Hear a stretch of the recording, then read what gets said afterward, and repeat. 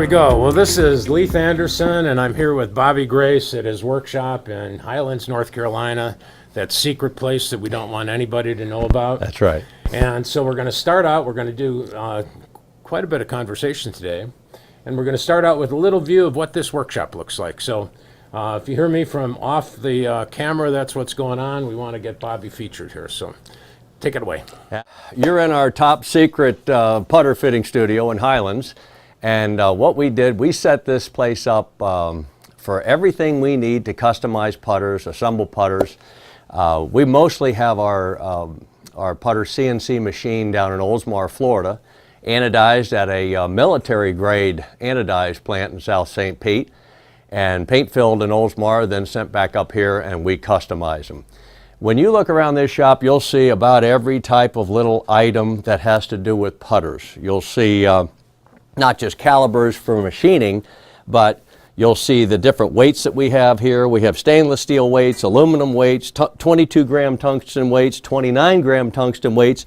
That's for our fitting for the length versus the head weight constantly with all of our adjustable weighted putters. We really try to cater to custom fitting. Some of our putters have such custom fitability that it's over the top, and you're going to learn a little bit about that today. Well, we have, not only do we have a shaft bender here, which I'm going to show you. We'll go over to the shaft bender and I'll actually show you how we bend a shaft, why we custom bend certain shafts. Give you an idea, first of all, this Low Pro, you see it has a double bend shaft. And as you see, for the one that Leith is taking in, this one's a half a shaft offset. It's just got a little bit of an offset. That's what the industry standard is. If you go to a big golf store, you'll find that a half a shaft offset is quite the norm with all these double bend shafts. Double bend shafts are generally face balanced for a more square to square stroke. Well, there's other things that you have to be leery of and aware of, that if something has too much offset, that could be a negative. Too much offset can create a pull, and it's very hard to maintain your hands through the stroke. So we have, fortunately, the ability to bend our own shafts and even do the same putter, as you see, with no offset. This does have a double bend, but it really has the first bend almost to nothing, to where the shaft is completely behind the face. It's not in front of the face. All this offset stuff, by the way, was created to get your hands ahead of the ball, to keep your hands ahead of the ball through impact, de-lofting a putter with a forward press. We'll go through some of that later on today.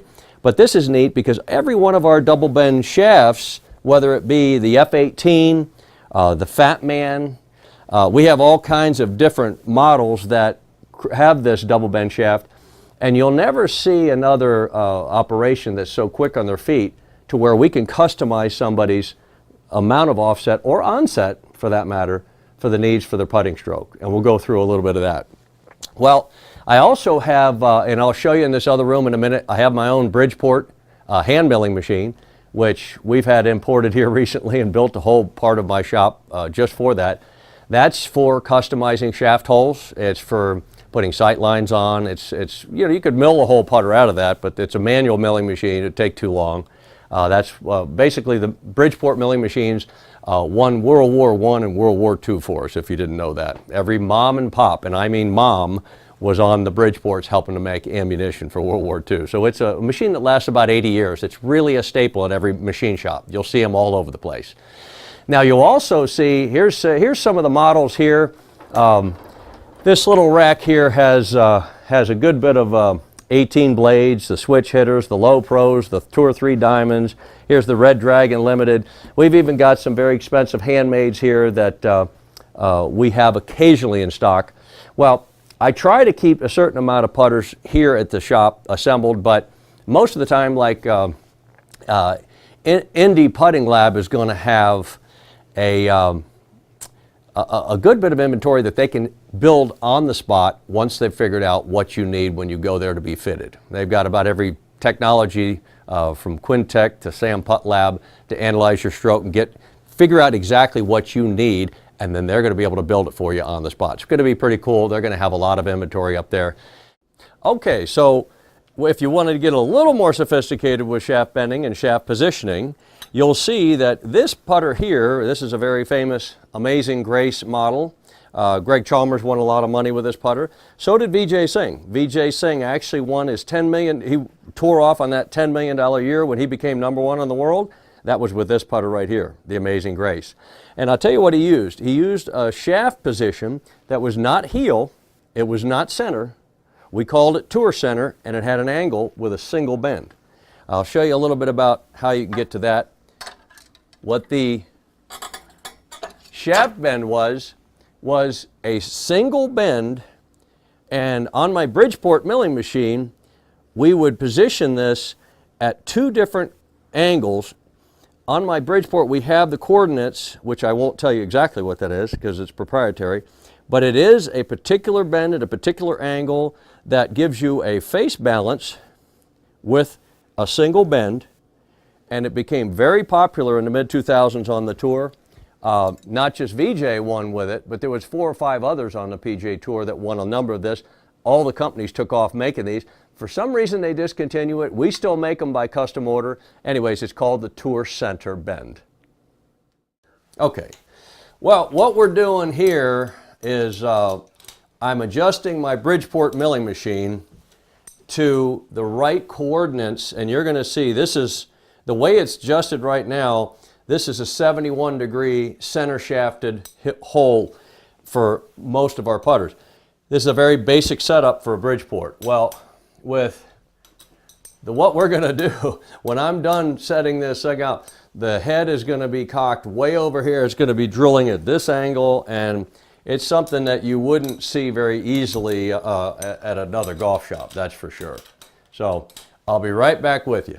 All right, now you're going to see this Bridgeport machine really coming into the ass kicker position. And the ass kicker we invented on the PGA Tour back in 2004 with J.L. Lewis. J.L. Lewis won about $7 million over 2 years with our ass kicker in the back and the forward shaft in the front. All right, let me get this to the, there it is. That's it. So once I get this machine adjusted and I tighten down all the 3 different places where I need to adjust it, all right, there we go. It takes a good bit of time to get this thing just set up so. All right.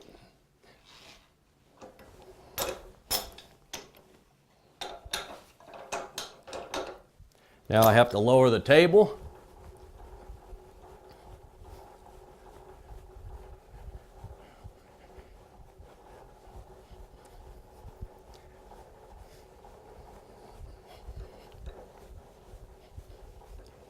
This is what's so great about these machines. This thing weighs about 3,400 pounds. And like I said before, it'll last about 80 years with the least amount of care.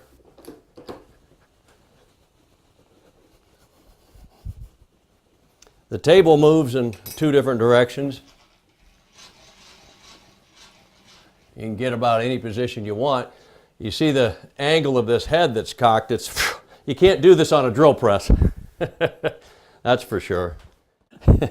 It's funny how you'll never see anybody else doing this ass kicker thing because it's so way out there. I mean, it's just, look at the angle of this thing, of where we're going to drill the shaft hole. I mean, it's so severe that, there we go.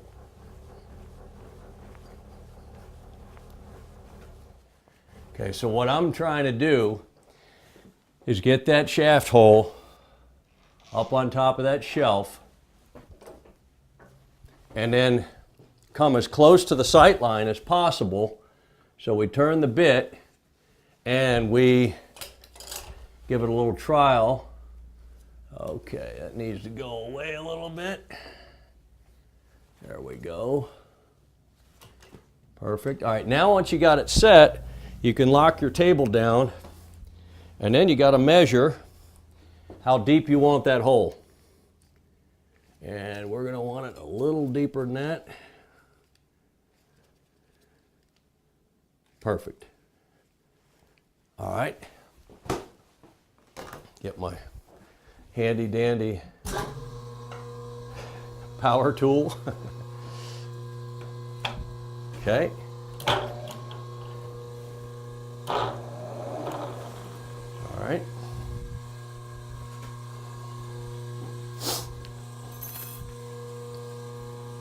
I always like to lubricate the bit, just a tiny bit. All right.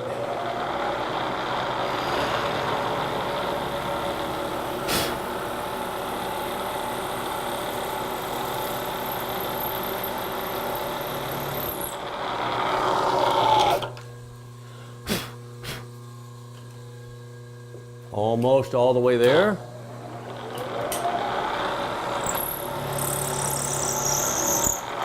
Perfect. There we go. And that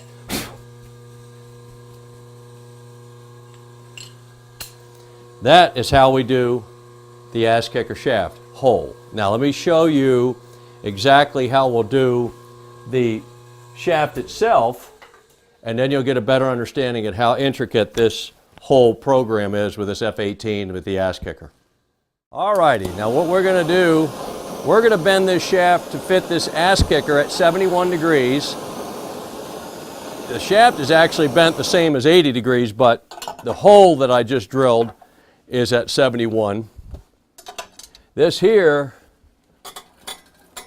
is quite a bend, as you see. That's pretty severe. What I do is I insert it in, and then I'll take it and see, there we go, that it's not leaning forward, okay? You don't want to lean it forward unless you're doing an arm anchor putter that's going up the left arm. You see how this shaft is bent, but it's going straight up.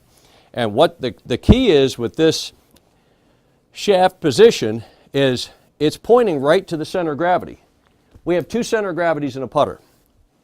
High and low in the face and deep in the head. Well, guess what? That shaft points directly into both center of gravities.